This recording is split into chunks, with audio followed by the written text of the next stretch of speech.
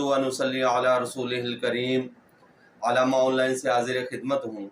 मौजूदा वक्त में जैसे जैसे मुसीबतें परेशानियाँ बढ़ती जा रही हैं, हर इंसान रोज़ी रिज़्क़ के हवाले से परेशान रहता है कि किसी तरीके से अपने घर की रोज़ी रिज़्क़ को जो है वो पूरा करता रहे। तो कुछ लोग रोज़ी रिज़्क़ में वो कारोबार करते हैं, कुछ नौकरी करते हैं। तो उन दोनों सूरतों में जो नौकरी ना लगने की वजह से भी परेशान हो या कारोबार में कमी की वजह से परेशान हो और घर में रोज़ी रिज़्क़ की तंगी की वजह से परेशान हो, तो वो इस को पढ़ा करे। यानी नबी करीम सल्लल्लाहु अलैहि वसल्लम की खिदमत में एक सहाबी हाजिर हुए और अर्ज़ किया कि या रसूलल्लाह, दुनिया ने मुझसे पीठ फेर ली, यानी घर में रोज़ी रिज़्क़ की तंगी है।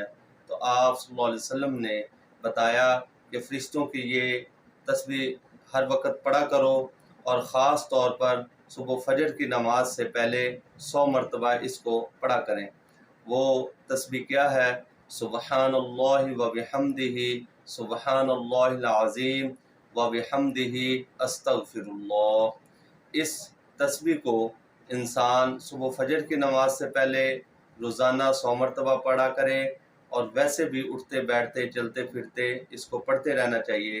तो इंशाअल्लाह ताला अल्लाह तबारक व तआला की ज़ात बग़ैर नौकरी वाले इंसान को नौकरी अता करेंगे और जिसके रोज़ी रिज़्क़ में तंगी है उसकी रोज़ी रिज़्क़ को तंगी को दूर करेंगे और उसको इंशाअल्लाह ताला रोज़ी रिज़्क़ की फरावानी अता करेंगे।